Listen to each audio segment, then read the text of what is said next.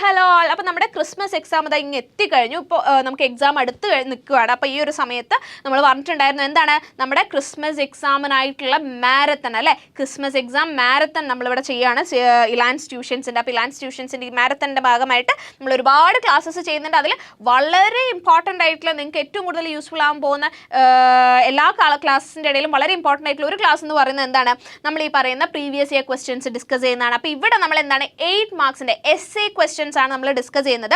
അപ്പോൾ പ്രീവിയസ് ഇയറിൽ നമ്മൾ നോക്കിക്കഴിഞ്ഞാൽ ഏറ്റവും കൂടുതൽ 8 മാർക്സിന് വന്നിട്ടുള്ള ക്വസ്റ്റ്യൻസ് ഏതാണെന്നുള്ളത് നിങ്ങൾ മനസ്സിലാക്കി വെക്കുക.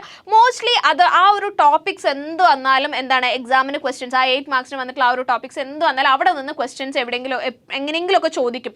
അതിപ്പോൾ 8 മാർക്കിന് തന്നെ ചോദിച്ചില്ലെങ്കിലും ഇപ്പോൾ ഒരു 5 മാർക്സിനോ 4 മാർക്സിനോ ആയിട്ടെങ്കിലും ക്വസ്റ്റ്യൻ വരും കേട്ടോ. അപ്പോൾ ആ ഒരു ഇമ്പോർട്ടൻസ് അതിനെല്ലാത്തിനും കൊടുക്കുക. അപ്പോൾ ഇവിടെ ഇന്ന് നമ്മൾ ഡിസ്കസ് ചെയ്യാൻ പോകുന്ന ക്വസ്റ്റ്യൻ എന്ന് പറയുന്നത് 3 ഇയേഴ്സിൽ കണ്ടിന്യൂസ്ലി ചോദിച്ചിട്ടുള്ള ഒരു ടോപ്പിക്കാണ്. അത് പല രീതിയിൽ ചോദിച്ചേക്കുവാണ്. 3 ക്വസ്റ്റ്യൻസ് ഞാൻ നിങ്ങൾക്ക് ഇവിടെ തന്നിട്ടുണ്ട് ഒരു റെഫറൻസിനായിട്ട്. ഇവിടെ എന്താ പറയുക, RBI അല്ലെങ്കിൽ purchases government securities from general public in a bid to increase the stock of high powered money in the economy. So identify monetary policy instruments. അപ്പോൾ ബേസിക്കലി ഇതിൻ്റെ അത് ചോദിക്കുന്നത് മക്കളെ എന്താണ്, മോണിറ്ററി പോളിസി ഇൻസ്ട്രുമെൻറ്റ്സ് ഏതാണെന്നുള്ളതാണ്. പക്ഷെ നിങ്ങളടുത്ത് ക്വസ്റ്റ്യൻ അങ്ങനെ തിരിഞ്ഞു മറിഞ്ഞൊക്കെ ചോദിച്ച് വരുമ്പോഴത്തേക്ക് ചിലപ്പോൾ നിങ്ങളൊന്ന് കൺഫ്യൂസിങ് ആക്കിയേക്കാം. പക്ഷേ അല്ല, ഇവിടെ അത് മാത്രമേ അവിടെ ചോദിച്ചിട്ടുള്ളൂ. ഇവിടെ മെൻഷൻ ചെയ്തേക്കുന്ന മോണിറ്ററി പോളിസി ഇൻസ്ട്രുമെൻറ്റ് ഏതാണെന്ന് കണ്ടുപിടിക്കണം. ഏതാണെന്നുള്ളത് നിങ്ങൾക്ക് അറിയാവുന്നതല്ലേ, എന്താണ് ഓപ്പൺ മാർക്കറ്റ് ഓപ്പറേഷൻസ് ആണ്. ഓക്കെ, പിന്നെ list out any other 2 monetary policy instruments used by RBI. അപ്പം എല്ലാം നിങ്ങൾ പഠിച്ചേക്കുന്ന എല്ലാ മോണിറ്ററി പോളിസി ഇൻസ്ട്രുമെൻറ്റ്സും നമ്മൾ എന്ത് ചെയ്യാം, മെൻഷൻ ചെയ്യാന്നുള്ളതാണ് 2017 ചോദിച്ചിട്ടുള്ളത്.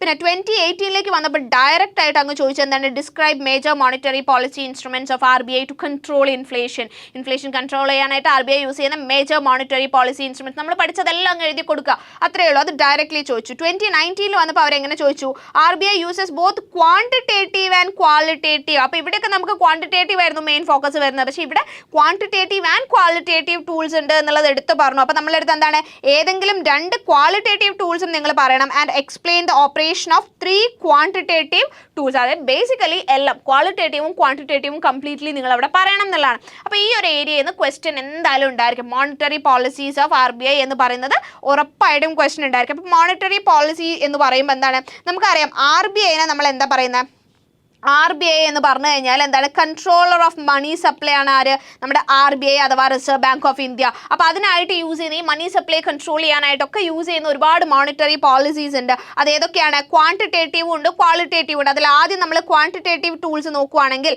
Bank rate, sterilization, reserve ratio, open market operations എന്ന് പറഞ്ഞ് 4 ടൂൾസ് നമുക്കിവിടെ പറയാനായിട്ട് സാധിക്കും. ഇത് ഓരോന്നും നിങ്ങൾ പറയണം. ബാങ്ക് റേറ്റ് എന്ന് പറഞ്ഞാൽ എന്താണ്, the rate at which it gives loan to the commercial bank. അതായത് RBI gives loans to the commercial banks. RBI commercial ബാങ്ക്സിന് എന്ത് റേറ്റിലാണ് ലോൺ കൊടുക്കുന്നത് എന്നുള്ളതാണ് ബാങ്ക് റേറ്റിൽ ഉദ്ദേശിക്കുന്നത്. അതായത് അതിൽ ആ റേറ്റിൽ ചേഞ്ചസ് വരുത്തിക്കൊണ്ട് എന്ത് ചെയ്യാം, RBIക്ക് ഇൻഫ്ലേഷനും കാര്യങ്ങളൊക്കെ വന്നു കഴിഞ്ഞാൽ അതിനെ കൺട്രോൾ ചെയ്യാനായിട്ട് സാധിക്കും. പിന്നെ open market operations. Open market operations ആണ് നമ്മുടെ നേരത്തെ പറഞ്ഞ ഫസ്റ്റ് ക്വസ്റ്റ്യനിൽ പറഞ്ഞിട്ടുള്ളത്. അതായത് RBI ഈ പറയുന്നത് പോലെ ഡയറക്ട്ലി ഇൻവോൾവ് ആണ്. അതായത് it refers to buying and selling of bonds by the government. അപ്പോൾ ഗവൺമെന്റിന്റെ bonds RBI on behalf of the government RBI എന്തെങ്കിലും ചെയ്യുക ബോണ്ടുകളിൽ എന്ന് വെച്ച് കഴിഞ്ഞാൽ അപ്പോൾ ആലോചിക്കുക അത് ഓപ്പൺ മാർക്കറ്റ് ഓപ്പറേഷൻസ് ആണ്. ആ ഓപ്പൺ മാർക്കറ്റ് ഓപ്പറേഷൻസിൽ തന്നെ 2 കാര്യങ്ങളുണ്ട്. ഒന്ന് ഔട്ട്റൈറ്റ് സെയിൽ ഉണ്ട്, പിന്നെ ഒന്നുണ്ട് എന്താണ്, റീപർച്ചേസ് എഗ്രിമെന്റ് അഥവാ റെപ്പോ റേറ്റ് എന്ന് പറയുന്നത്.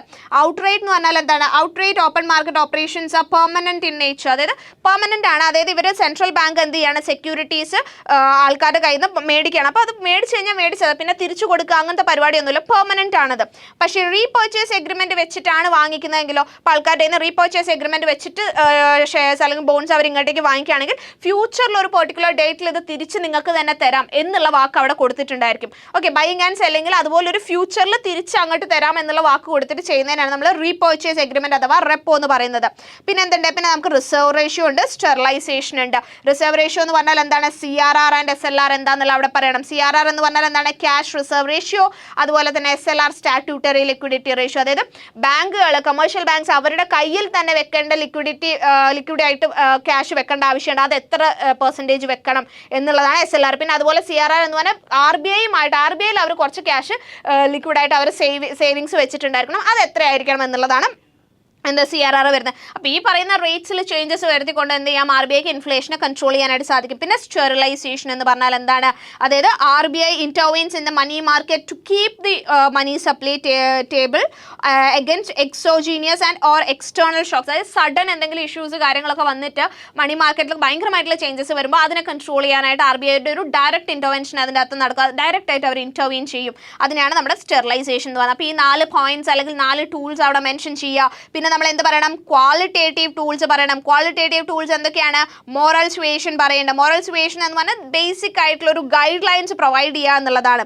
അതായത് റെക്കമെൻഡേഷൻസും ഗൈഡ് ലൈൻസും ഒക്കെ കൊടുക്കുക, കൃത്യമായിട്ട് നിങ്ങൾ എങ്ങനെയാണ് ഇങ്ങനത്തെ സിറ്റുവേഷൻസിനെ ഹാൻഡിൽ ചെയ്യേണ്ടത് എന്നുള്ളതിന് ഗൈഡ് ലൈൻസ് കൊടുക്കുക എന്നുള്ളതാണ് മോറൽ സുവേഷൻ. ദെൻ അതുപോലെ തന്നെ മാർജിൻ റിക്വയർമെന്റ്സ് എന്ന് പറഞ്ഞാലോ, അതായത് difference between the current value of the security offered four loan and the value of loan grand. അതായത് ആ ഒരു ഡിഫറൻസ് എങ്ങനെയാണ് നമ്മൾ മാർജിൻ റിക്വയർമെന്റ് എത്രയാണ് മെയിൻറ്റെയിൻ ചെയ്യേണ്ടതെന്ന് RBI പറഞ്ഞു കൊടുക്കണം. അതായത് ഇപ്പോൾ ഒരു ബാങ്കിനെ സംബന്ധിച്ചിടത്തോളം എത്ര ഡെപ്പോസിറ്റ് അവർക്ക് ഇങ്ങോട്ട് കിട്ടിയിട്ടുണ്ട് ആൻഡ് എത്ര അവർ ലോൺ കൊടുക്കുന്നുണ്ട്, ഇത് തമ്മിലുള്ള ആ ഒരു ഡിഫറൻസ് എത്രയാണ് അവർ മെയിൻറ്റെയിൻ ചെയ്യേണ്ടത്, ആ ഒരു മാർജിൻ അവർ എത്രയാണ് മെയിൻറ്റെയിൻ ചെയ്യേണ്ടതെന്നുള്ള RBI പറഞ്ഞു കൊടുക്കുകയാണ് ചെയ്യുന്നത്. ഓക്കെ, അപ്പോൾ ഇത്രയുമാണ് എന്ത് നമ്മുടെ മോണിറ്ററി ടൂൾസിൽ നമുക്ക് പറയാനായിട്ടുള്ളത്. എക്സാമിന് എന്തായാലും ചോദിക്കും കേട്ടോ, ഏതെങ്കിലും ഒരു രീതിയിൽ ഇത് ഡെഫിനറ്റ്ലി ചോദിക്കും. അപ്പോൾ ഈ ഒരു ഏരിയ essay ക്വസ്റ്റ്യൻ പഠിക്കുന്നത് പോലെ പഠിച്ചു വെക്കുക എല്ലാവരും.